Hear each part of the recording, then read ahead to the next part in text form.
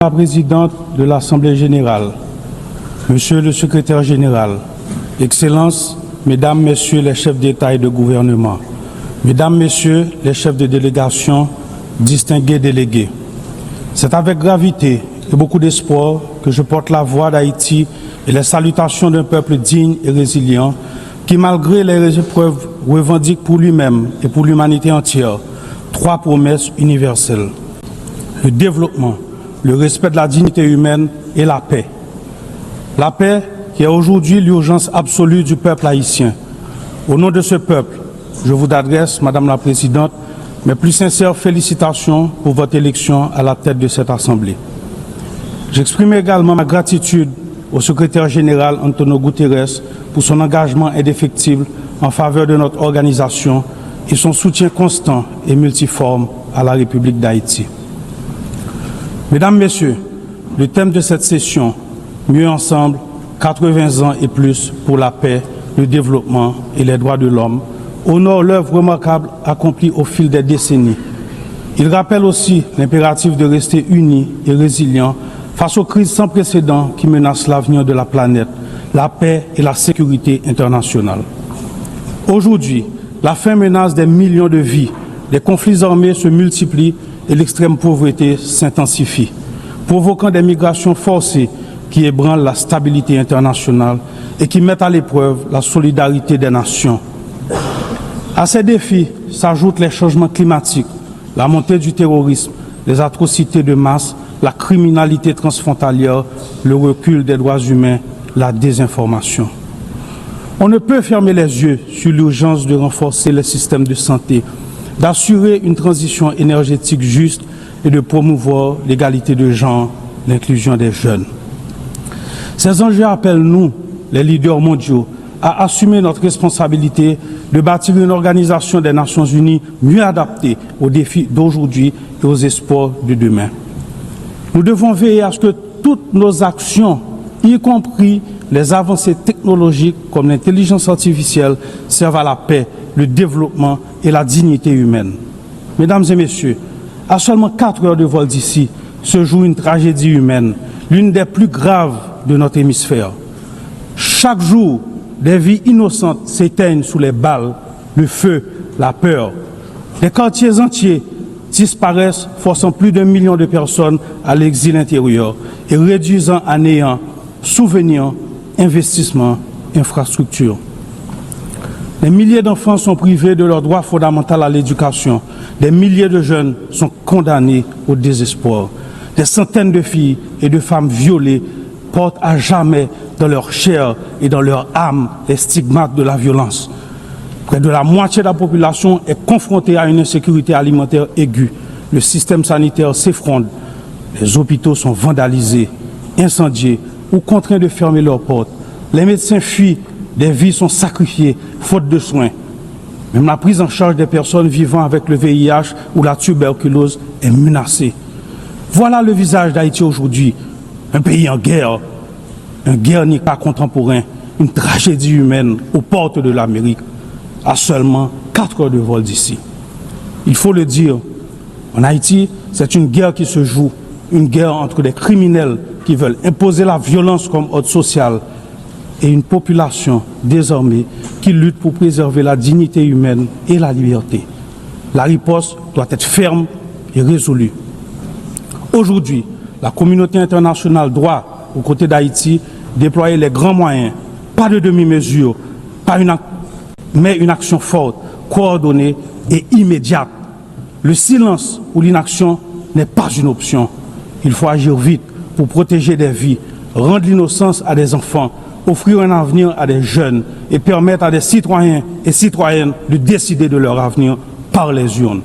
Chaque minute perdue se traduit en vies humaines sacrifiées et en recul de la démocratie. Haïti veut la paix. Haïti attend la paix. Haïti a droit à la paix.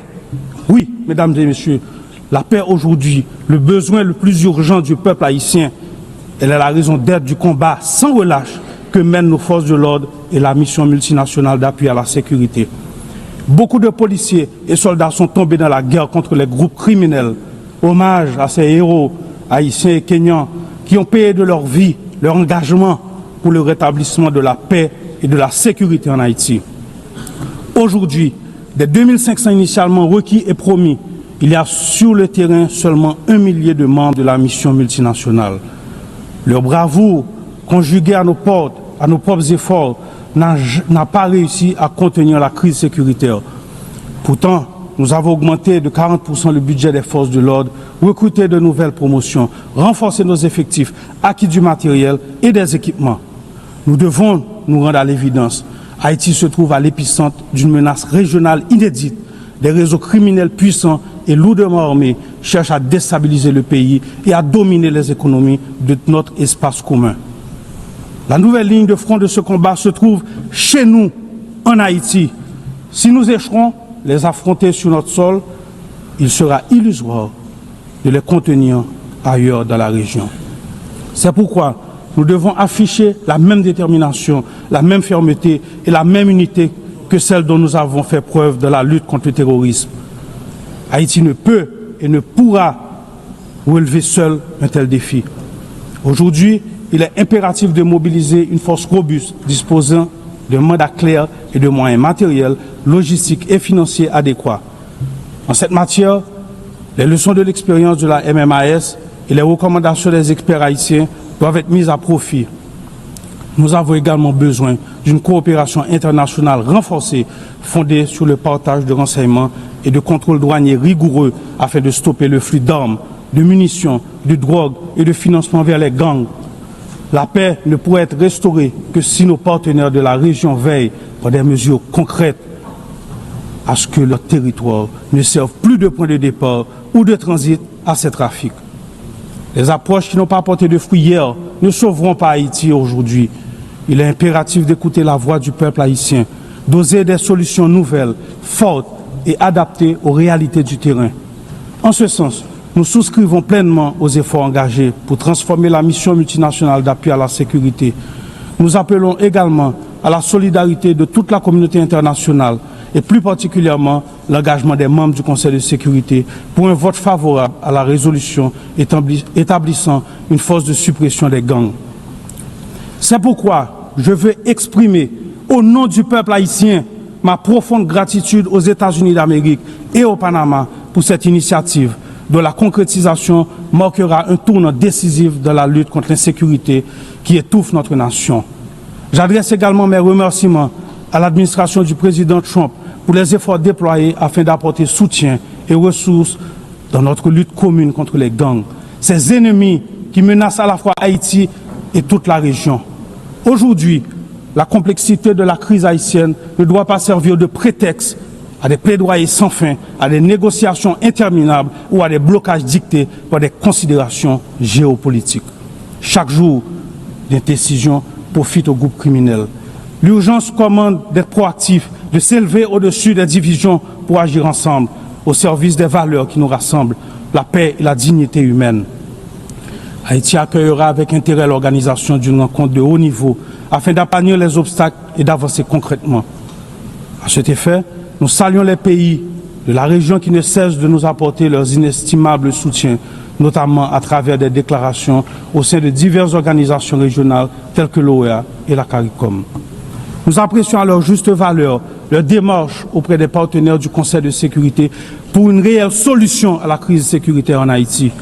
Nous rendons également hommage à tous les États qui, lors des crises passées, se sont tenus à nos côtés et exprimons l'espoir de pouvoir compter à nouveau sur leur engagement. Ensemble, nous pouvons et nous devons résoudre cette crise qui a trop duré. 12 millions d'hommes, de femmes et d'enfants attendent cet engagement. Mesdames, Messieurs, le Conseil présidentiel de transition est né d'un consensus politique issu d'intenses négociations entre les forces vives de la nation. Ce Conseil, dont la mise en place a été appuyée par d'importants partenaires internationaux et facilité par les éminentes personnalités de la CARICOM, dispose d'un agenda clair, au cœur duquel figure l'organisation d'élections libres et crédibles. Je répète, d'élections libres et crédibles.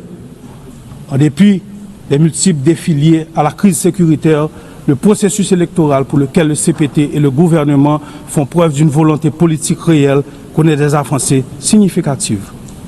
Le Conseil électoral provisoire a déjà identifié plus de 85% des centres de vote, mobilisé plus de 70% du personnel électoral et un financement national de 65 millions de dollars est garanti. Le Conseil présidentiel de transition collabore étroitement avec la mission multinationale d'appui à la sécurité, l'OEA, la CARICOM et le BINU pour préparer des élections libres, transparentes et inclusives, reflétant la volonté souveraine du peuple haïtien et garantissant la participation pleine et effective des femmes, des jeunes, des personnes en situation de handicap et des groupes marginalisés. Dans le souci de maintenir une cohabitation politique productive, des efforts constants sont entamés et poursuivront pour élargir le dialogue avec différents secteurs de la vie nationale, pour renforcer le consensus et prévenir un vide qui serait fatal à la démocratie et à la stabilité. Le peuple haïtien doit pouvoir choisir ses dirigeants. L'État veut organiser des élections crédibles. Notre plus grand obstacle demeure le rétablissement de la sécurité. L'appel urgent et solennel que nous venons, une fois de plus, de lancer pour résoudre la crise sécuritaire en Haïti ne doit pas rester lettre morte, ni se perdre des discours ou des promesses non tenues. En Haïti, la paix ne peut plus attendre. Mesdames et messieurs, la période transitoire ne permet pas d'engager toutes les grandes réformes structurelles dont le pays a besoin, mais la crise humanitaire actuelle doit être adressée. À ce jour, l'État haïtien a fourni 72% de l'aide d'urgence destinée aux personnes déplacées internes et accompagne la relocalisation des familles. Nous exprimons notre profonde gratitude aux partenaires internationaux mobilisés à nos côtés de la réponse humanitaire et accueillons avec un vif intérêt les initiatives porteuses de ceux qui, comme l'Association des États de la Caraïbe, choisissent de rejoindre cet élan. Mais notre stratégie ne se limite pas seulement à l'assistance immédiate. Nous devons impérativement passer de l'aide à l'investissement. En ce sens, la volonté du gouvernement est d'initier le développement de deux grands pôles économiques, le Grand Nord et le Grand Sud, autour de filières stratégiques telles que l'agro-industrie, le textile, l'énergie renouvelable, le tourisme et les services. Haïti entend continuer à compter sur ses partenaires clés pour traverser cette période difficile et relancer son économie. Nous appelons à leur soutien à travers la mise en place de mécanismes concrets tels que le renouvellement de la loi Hope Help ou le lancement de projets de rénovation urbaine qui permettront de créer des emplois, de sortir durablement de l'impasse humanitaire et de réduire les pressions migratoires haïtiennes dans la région. Mesdames et messieurs, 2025 marque le bicentenaire de l'ordonnance imposant à Haïti le paiement d'une rançon pour la reconnaissance de son indépendance.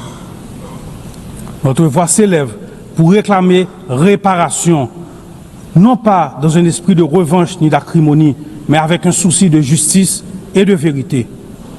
Nous avons accueilli avec satisfaction la déclaration de la présidence française qui reconnaît la nécessité d'ouvrir des espaces de dialogue et de vérité historique, ainsi que la résolution du 5 juin 2025 de l'Assemblée nationale française reconnaissant l'injustice de cette rançon. Haïti a mis en place le Comité national de réparation et de restitution. Nous demandons que ces avancées soient suivies d'actions concrètes. La France, patrie des droits de l'homme, a aujourd'hui l'opportunité d'écrire une nouvelle page de son histoire avec Haïti en honorant les idéaux de liberté, d'égalité et de fraternité qui nous unissent. Mesdames et messieurs, je me dois de souligner l'apport inestimable de la diaspora haïtienne à travers le monde et le sort souvent difficile qui lui est réservé. Qu'ils vivent en Amérique, en Europe, en Afrique ou ailleurs, les millions d'Haïtiens à l'étranger contribuent au développement d'Haïti. Alors que nous traversons une crise multidimensionnelle, nous appelons à la patience et à la compréhension de nos partenaires et amis, afin que nos ressortissants soient toujours traités avec respect et dignité. Derrière chaque migrant, il y a un visage, une famille, une histoire et une contribution au pays d'accueil. Haïti réaffirme son attachement au dialogue et à la coopération bilatérale dans l'esprit du bon voisinage et du respect mutuel, afin d'identifier des solutions équilibrées et durables aux problèmes de l'île. La circulation sûre et régulière des biens et des personnes, notamment par voie aérienne, est essentielle à un avenir partagé et à une prospérité commune. Mesdames et messieurs, l'Haïti de demain mérite la paix et la prospérité, un avenir fondé sur un système judiciaire indépendant, une éducation universelle, des soins de santé accessibles à tous et une économie qui offre à chacun les mêmes chances de réussir. Cet avenir exige réforme courageuse, justice indépendante et fin de l'impunité. Nous avons le 16 avril 2025 promulgué un décret instituant 2 pôles judiciaires spécialisés. Un pour la répression des crimes et délits financiers complexes et l'autre pour la répression des crimes de masse et des violences sexuelles. Nous avançons sur leur effectivité. Nous sommes prêts à continuer sur cette voie. Ce n'est pas le moment d'éprouver ce sentiment de Haiti fatigue. La communauté internationale n'a pas le droit de détourner le regard de la situation d'Haïti. Face à l'ampleur de cette crise, le silence ne serait pas neutralité, il serait complicité. Mesdames et messieurs, permettez-moi de rendre hommage au peuple haïtien. Le représenter ici est le plus grand honneur de ma vie. Au-delà de fonction de président du Conseil présidentiel de transition d'Haïti, je suis un citoyen haïtien authentique, engagé et profondément attaché à cette terre. Une terre de liberté et de dignité, de courage et de talent. Haïti n'est pas une nation de résignés. Nous sommes un grand peuple, un peuple solidaire, des femmes et des hommes qui se sont sacrifiés pour leur patrie et pour l'humanité. Haïti n'est pas un territoire livré aux criminels armés, mais une nation debout, composée de familles dignes et résilientes, qui chaque jour, malgré les pires épreuves, luttent pour un avenir meilleur. Je rends hommage à mes compatriotes qui sont sans conteste parmi les peuples les plus résilients de la terre. Ils méritent mieux. Leur redonner espoir est ma seule mission. C'est pourquoi, en ce moment, je vous appelle à vous tenir aux côtés d'Haïti. Nous devons bâtir la paix en Haïti, pour la Caraïbe, pour les Amériques, pour l'humanité entière. Je vous remercie.